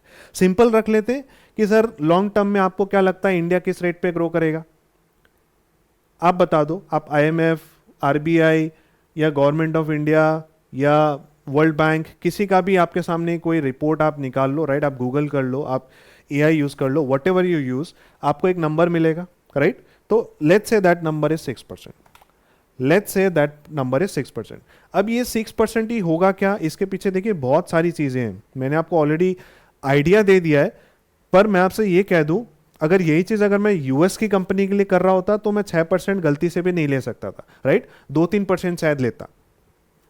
पर इंडिया में जब आप डेवलपिंग नेशंस पर आ जाते हो तो ये 4-6% के रेंज में हो सकता है। 4-6% इज अ रीजनेबल रेंज। अब उसमें भी मैं 5 लूं कि 6 लूं कि 4 लूं, तो इसमें आप वही सिनेरियो एनालिसिस वाली चीज कर सकते हो कि यार बेस केस में 5 ले लेते हैं, बेस्ट में 6 या 6.5 ले लेते हैं, वर्स्ट में 4 ले लेते हैं, 4.5 ले लेते हैं। इस तरह से आप मल्टीपल सिनेरियोज यहां पे कंसिडर करके चलोगे, राइट। तो जहां पर भी गलती का स्कोप आता है ना कि यार ये नंबर अगर चेंज हो गया तो मेरी तो वैल्यूएशन बिगड़ जाएगी, तो वहां पर फिर हम तीनों सिचुएशन ले लेते हैं, बेस्ट भी ले लो, वर्स्ट भी ले लो, बेस भी ले लो, ठीक है। तो अभी मैं 6% ले रहा हूं बिकॉज अभी फिर हम वो एक एक केस में नहीं जा रहे। तो मेरे सामने एक ग्रोथ रेट आ गया। इस ग्रोथ रेट को अप्लाई जब हम करेंगे तो आपके सामने आ जाएगा नया कैश फ्लो, यानी कि नेक्स्ट ईयर का कैश फ्लो, 2031 का कैश फ्लो। 31 में कैश फ्लो कितना होगा, 1 + 6%, कैश फ्लो निकल के आ गया करीब 15,000 करोड़ का, राइट। एंड इस 15,000 करोड़ के कैश फ्लो को, ये हो गया मेरा एनुअल कैश फ्लो। मेरा वो फॉर्मूला याद है आपको, ये वाला फॉर्मूला लगाने की कोशिश कर रहा हूं मैं, ये वाला formula, okay. Annual cash flow divide by discount rate minus growth rate. तो इसको मैं यहीं पे ले आता हूं, इस फॉर्मूला को मैं यहां पर लिख देता हूं, ठीक है। तो मेरे पास एनुअल कैश फ्लो हो गया न्यूमरेटर में। डिनोमिनेटर में मुझे क्या चाहिए, discount rate minus growth rate, right, discount rate minus growth rate. हाँ, तो अब हमको चाहिए डिस्काउंट रेट। कहां से लाएंगे सर, तो डिस्काउंट रेट क्या होता है, डिस्काउंट रेट हो गया आपका वैक, डिस्काउंट रेट हो गया आपका वैक। अब वैक कैसे निकलता है, जो लोग CA, CS, CFA, CMA, MBA जैसे कोर्सेज पढ़ रहे हैं उनको बहुत ही अच्छे से ये सब चीज़ पता होगी, राइट। कॉस्ट ऑफ डेट आपको चाहिए, कॉस्ट ऑफ इक्विटी आपको चाहिए, और फिर इन दोनों का वेटेज से मल्टीप्लाई कर दोगे तो आपको वैक मिल जाएगा, राइट। अब अगर मैं देखूं कि क्या मेरे पास सफिशिएंट इंफॉर्मेशन है, तब तो शायद हम कोशिश करें इसको निकालने की। देखिए, कॉस्ट ऑफ डेट तो आपको आइडिया लग जाएगा because we have interest cost already with us, right. तो एक काम करते हैं, पहले कॉस्ट ऑफ डेट तो निकालते हैं। कॉस्ट ऑफ डेट कितना है, आप इंटरेस्ट कितना पे कर रहे हो 2025 में, 395 का, डिवाइडेड बाय आपके पास कितने का डेट है, बोरोइंग्स 1648, ओके। हालांकि आप एवरेज भी ले सकते हो, ठीक है। तो मान लेते हैं एवरेज ले लेते हैं बिकॉज इंटरेस्ट तो थ्रू आउट द पीरियड होता है, राइट। और ये जो है ये क्लोजिंग बैलेंस है, तो आप एक एवरेज ले लो, आपको कितना मिल रहा है। तो डेट का कॉस्ट निकल के आ रहा है करीब 25%, which is significantly very very high, right. ये 10, 12, 15% समझ में भी आता है, 25% बहुत ज़्यादा निकल के आ रहा है। थोड़ा सा डेप्थ में जाना पड़ेगा, ओके। यही दिक्कत आती है जब आप थर्ड पार्टी पर बस रिलाय होकर के आगे बढ़ रहे हो। जब आप एनुअल रिपोर्ट में डिटेल में एक एक लाइन आइटम में घुसो कि भाई ये इंटरेस्ट कहाँ से आ रहा है, क्यों आ रहा है, तब आपको चीज़ें समझ में आएंगी, ठीक है। गिवन द टाइम पीरियड कि अपने को बहुत ज़्यादा लंबा भी नहीं खींचना है, सो ठीक है, इसको एक बार मान के देखता हूँ। इनटू इससे आप टैक्स हटा दो, ओके, इससे आप टैक्स हटा दो, 1 - 30% का मैं टैक्स हटा देता हूँ, तो करीब 17% का कॉस्ट निकल के आ रहा है। पर ये सस्टेनेबल नहीं है, ये इतना ज़्यादा नहीं होना चाहिए, ओके। एंड फिर आप कॉस्ट ऑफ इक्विटी कैसे निकालते हो, कॉस्ट ऑफ इक्विटी आप निकालते हो CAPM मेथड से। CAPM मेथड क्या है, CA वाले अच्छे से बता पाएंगे, RF plus beta into RM minus RF, right. तो ये आपका फॉर्मूला है। बस ये फॉर्मूला में आपको नंबर्स बिठाने हैं, अब नंबर्स क्या होंगे, आरएफ क्या होगा, आरएफ हो गया कि गवर्नमेंट अपने बॉन्ड्स पर क्या रिटर्न दे रही है, right, that is risk free, आपको क्या मिल रहा है। तो आप लॉन्ग टर्म लोगे तो आप 10 ईयर बॉन्ड्स का एक यील्ड देख लोगे। तो ये बहुत ही सिंपल है। ओके, आप चाहो तो इसको गूगल कर सकते हो, 10 year government bond yield. Okay, तो आपको investing.com पर ये डेटा मिल जाएगा। तो करीब 6.3%, 6.29% is the risk free rate that can be considered. Okay, इसमें एक इनहेरेंट अजम्पशन ये है कि हम मान रहे हैं कि गवर्नमेंट रिस्क डिफॉल्ट नहीं करेगी। ओके, तो इसके एक्चुअली दो अप्रोचेस है, या तो आप इसको लेकर के मान लो कि हाँ भाई यही नंबर है, या दूसरा अप्रोच ये होता है कि आप यूएस पहले डेवलप मार्केट से वहां का यील्ड निकालो, फिर उसमें कंट्री का रिस्क प्रीमियम ये सारी चीज जोड़ के ये वाले रेट तक पहुंचो, राइट। तो जरूरी नहीं है दोनों एक ही हो, आसपास हो सकते हैं या अलग अलग भी हो सकते हैं, ठीक है। But this is one proxy that can be considered. और इसके अलावा एक और चीज चाहिए हमको, दैट इज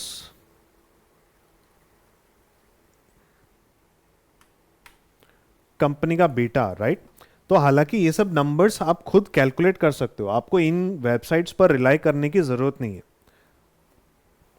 ठीक है। आपको बस क्या करना है, स्टॉक का और कंपनी इंडेक्स का डेटा लेना है और आप उसको रिग्रेस कर दो तो आपको कंपनी का बीटा मिल जाएगा, ठीक है। पर अभी हम क्या करेंगे, हम जो इंडस्ट्री में जो आपको वेबसाइट्स पर डेटा मिल रहा है तो उसी को हम यूज कर लेते हैं। अभी बीटा कितना दिखा रहा है यहाँ पर, 0.49 का बीटा दिखा रहा है, ठीक है।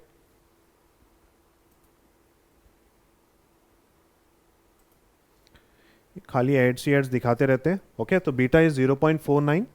Let us consider this information here. मेरा आरएफ कितना है, 6.29% का मेरा आरएफ है, राइट।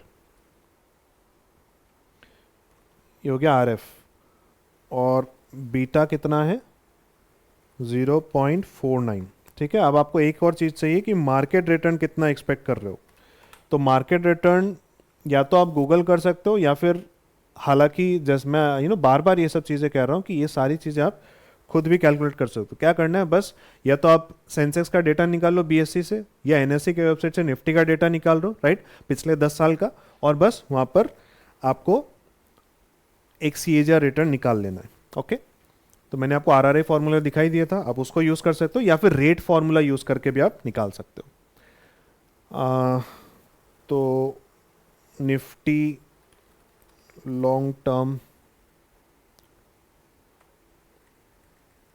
10 ईयर डायरेक्टली लिख देते हैं। ओके, देखते हैं आपको कुछ इंफॉर्मेशन मिलती है क्या।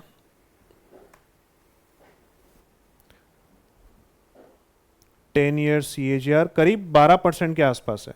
ओके, तो करीब 12% आपको मिलेगा। तो चलिए मार्केट रिटर्न हम यहाँ पर लिख लेते हैं 12%। तो मेरे पास ये सारी इंफॉर्मेशन आ गई। अब बस आपको क्या करना है, आरएफ प्लस बीटा इंटू ये हो गया market return minus risk free return. Okay, तो जब आप ये करते हो तो आपको मिल गया इक्विटी रिटर्न दैट इज 9%। अब ये चीज देखिए फिट नहीं बैठेगी, ये चीज फिट नहीं बैठेगी बिकॉज इक्विटी का रिटर्न है 9 और डेट वाले का रिटर्न है 18। तो ये चीज नहीं होगी, हमको कॉस्ट ऑफ डेट को और इवेलुएट करना पड़ेगा एंड तब ये चीज करनी पड़ेगी, ठीक है। तो मैं आपसे वापस कह रहा हूं, we need to go in depth to find the cost of debt, कि ये कॉस्ट ऑफ डेट इतना हाई क्यों दिखा रहा है। ओके, पर अगर सिर्फ मैकेनिकल सोचते, ओके, तो आपका कॉस्ट ऑफ डेट आ गया, आपका कॉस्ट ऑफ इक्विटी आ गया, बस यहां पे दोनों का वेटेज लगा दो, दोनों का वेटेज लगा दो। वेट ऑफ डेट, डेट का वेटेज कितना है, तो बैलेंस शीट में आप आ जाओ। इतने की बोरोइंग्स हैं, चलिए एक बार यहां से लिख लेते हैं। ये हो गया हमारा टोटल बोरोइंग, और टोटल इक्विटी कितना है, this plus this, right, equity share capital plus reserves. तो अब आपका वेट मिल जाएगा आपको, वेट हो गया, अच्छा इसका टोटल भी कर लेते हैं तो इजी हो जाएगा, है ना।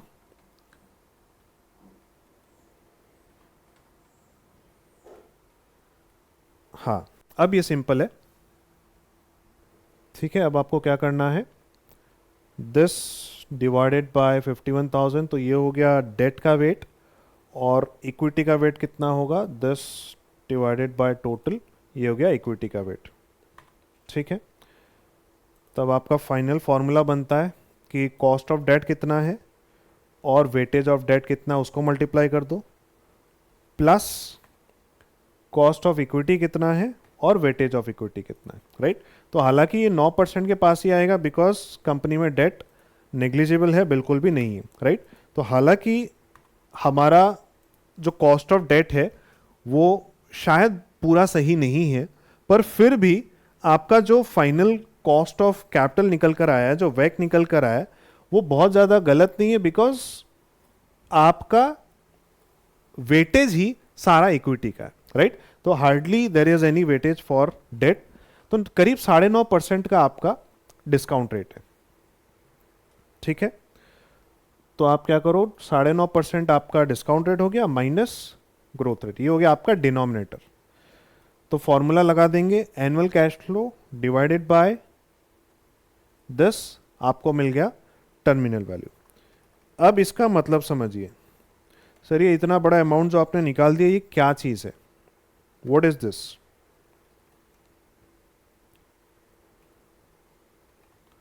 This is terminal value 4,49,000 crore. इसका मतलब क्या है, कंपनी 2031 एंड ऑनवर्ड्स जो हर साल कैश फ्लो कमाने वाली है, हमने उसको इंडिविजुअली एक एक करके कैलकुलेट नहीं किया, हमने इकट्ठे निकाल लिया कि वो सारा टोटल मिलकर करीब इतना होगा, राइट।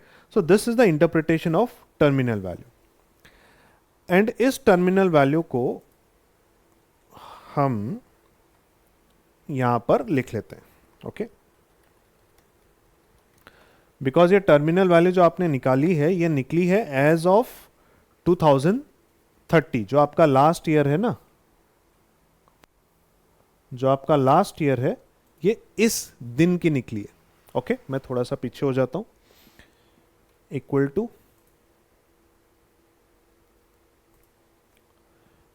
ये आ गया हमारा टोटल, राइट। अब आप क्या कर दो, individual cash flows plus terminal value,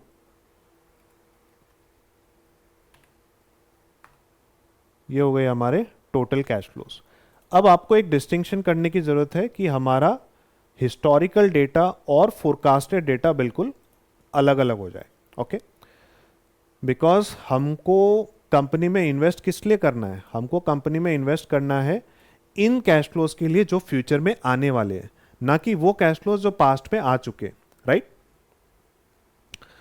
तो ये हमको मिल गया टोटल कैश फ्लो। अब आप बस इसको यहां पर डिस्काउंट करके ले आओ, ओके। तो अब मैं फाइनली कंपनी की इंट्रिंसिक वैल्यू की तरफ आगे बढ़ रहा हूं।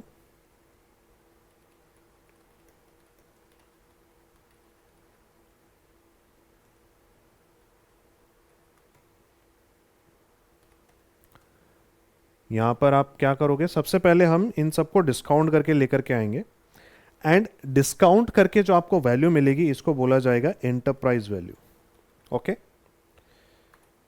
तो how do you discount it, very simple, NPV formula लगा दीजिए। एनपीवी फॉर्मूला, पहले डिस्काउंट रेट आपका कितना है, 9.5% है, 9.4%, कॉमा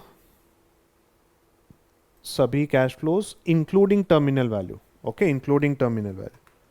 तो आपको क्या मिला, आपको मिला एंटरप्राइज वैल्यू डिस्काउंट होने के बाद। अब इस एंटरप्राइज वैल्यू से हमको पहुंचना है कंपनी की इक्विटी वैल्यू की तरफ। तो एंटरप्राइज वैल्यू क्या होता है, एंटरप्राइज वैल्यू होगी पूरी कंपनी की वैल्यू, जिसमें आप सिर्फ इक्विटी वालों के लिए नहीं, बल्कि डेट वालों के लिए भी, प्रेफरेंस वालों के लिए भी, माइनॉरिटी इंटरेस्ट के लिए भी, सबके लिए आपने जो वैल्यू निकाली। अब इसमें से हमको उन लोगों का हिस्सेदारी हटाना पड़ेगा, ठीक है। उन लोगों की अगर कोई भी हिस्सेदारी है, बाहर वालों की इसमें कोई भी हिस्सेदारी है, तो उसको हटाना पड़ेगा, ताकि हम सिर्फ कंपनी के इक्विटी ओनर्स के लिए वैल्यू निकाल सकें। सो क्या कंपनी में बाहर के लोग हैं? जी हाँ, कंपनी में डेट जरूर है, प्रेफरेंस नहीं है, और माइनॉरिटी इंटरेस्ट वगैरह भी। If you are looking at consolidated, तो वो सब चीजें माइनस होती है, ठीक है। अभी ये सारी इंफॉर्मेशन इसमें नहीं है, बट नंदलेस आप मेरा पर्पस समझ गए। तो हम यहाँ पे माइनस करेंगे नेट डेट। अब कंपनी में एक तो डेट कितना है, कंपनी में डेट है 1648 का। अब इससे बस एक चीज़ माइनस होगी कि कंपनी में कैश कितना है। कंपनी में कैश कितना है, कैश एंड बैंक ये रहा 7,500 करोड़ का। तो ये तो नेट डेट निगेटिव आ गया। तो इसका आप वैसे समझो कि मेरे पास लोन है 20 रुपए का और मेरे पॉकेट में कैश है 100 रुपए का। तो मेरे पास नेट लोन, नेट हेडेक कितने का है? तो इस केस में ये नेगेटिव निकल के आ रहा है, राइट। पर अगर मैं आपसे वैसे पूछूं कि यार मेरे को 100 रुपए का लोन चुकाना है और 20 रुपए मेरे पास ऑलरेडी पॉकेट में है, तो ये आपको लॉजिकली समझ में आता है कि यार नेट नेट फिर मेरे को 80 के लोन के लिए बात करनी है, राइट।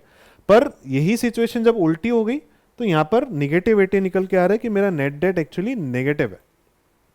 अब हालांकि यू नीड टू अंडरस्टैंड ये एंटरप्राइज वैल्यू में डेट क्यों माइनस होता है, कैश क्यों आपको वापस से एड बैक करना पड़ रहा है, इसके पीछे फिर थोड़ा सा और गहरा रीजन है।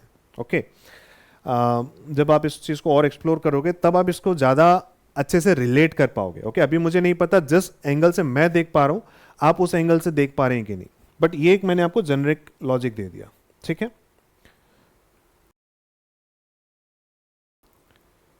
नेट डेट हम माइनस कर रहे हैं बिकॉज ये बाहर वालों का पैसा है और हमको पहुंचना है कि कंपनी के अंदर वालों का, यानी कि सिर्फ इक्विटी ओनर्स का अब कितना वैल्यू है।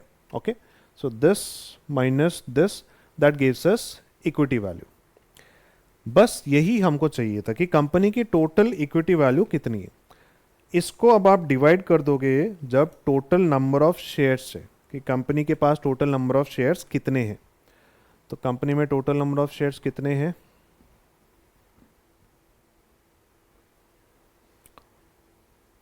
आपको यहां दिए हुए हैं नीचे 234.96 करोड़ शेयर्स, राइट, इतने शेयर्स है। तो आपको मिल गया कि कंपनी का पर शेयर वैल्यू कितना होना चाहिए। Okay, this divided by this and that comes out to 1451। बस यही है आपकी कंपनी की वैल्यू, हमको यही ढूंढना होता है।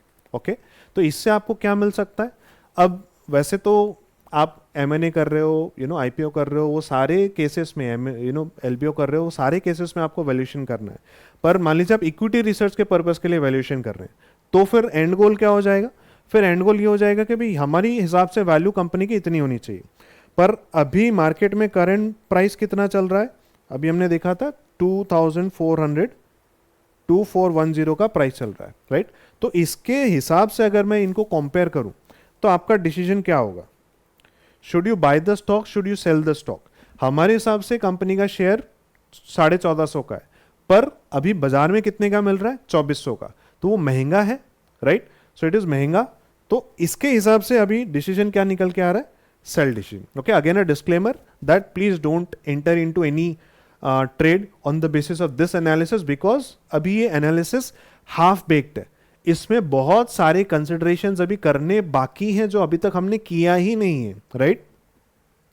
पर मैं आपको बस ये दिखाना चाह रहा था कि डिसीजन मेकिंग फिर आप करोगे कैसे, या आप जो रिसर्च रिपोर्ट में जो रिकमेंडेशन लिखते हो तो उसके पीछे का लॉजिक क्या रहता है। तो उसके पीछे का लॉजिक एक फाइनेंशियल मॉडल से ही निकल कर आ रहा है, right. And yes, that's all, that's what brings me to the final conclusion of this model. तो this model is all about कि आप इस मॉडल को बनाते वक्त क्या अजम्पशंस ले रहे हो, क्या रेशनाले है, क्या स्टोरी है आपकी, राइट। क्यों ये ग्रोथ रेट ये होगा, क्यों प्रॉफिट ये होगा, क्यों कैश फ्लो ये होगा, क्यों डिस्काउंट रेट ये होगा, ये सारे नंबर्स जब आप एक कन्विक्शन के साथ ले पाते हो, that is when you prepare a very robust financial model, ठीक है। So this is how valuation needs to be done. एक ओवरव्यू, एक रोड मैप मैंने आपको आज के सेशन में देने का कोशिश किया। गोइंग अहेड आपको बस यही चीजें करनी है दैट जब भी आप किसी कंपनी का वैल्यूएशन कर रहे हो तो सिर्फ यहां से शुरू नहीं करना, ओके? कंपनी का फाइनेंशियल मॉडलिंग कभी भी नंबर से शुरू नहीं होता है, okay? It doesn't start with the P&L of the company. It starts with understanding the business model of the company. Then only you will be able to make, you know, an understanding. You will be able to find an understanding कि ये numbers में क्या pattern जा रहा है और क्यों जा रहा है, right? इतना capex क्यों हो रहा है, इस जगह पे वर्किंग कैपिटल में इतना पैसा क्यों जा रहा है। तो वो सब चीज समझने के लिए पहले आपको कंपनी का बिजनेस मॉडल थॉरोली समझना जरूरी है। उसके बाद जब आप नंबर्स में आओगे एंड फिर ये कैलकुलेशंस करोगे तो आप और कन्विक्शन के साथ करोगे, राइट? आज का model was to give you an idea how to step towards financial modelling की तरफ जब आप बढ़ रहे हो तो किस तरह से आप शुरू करो।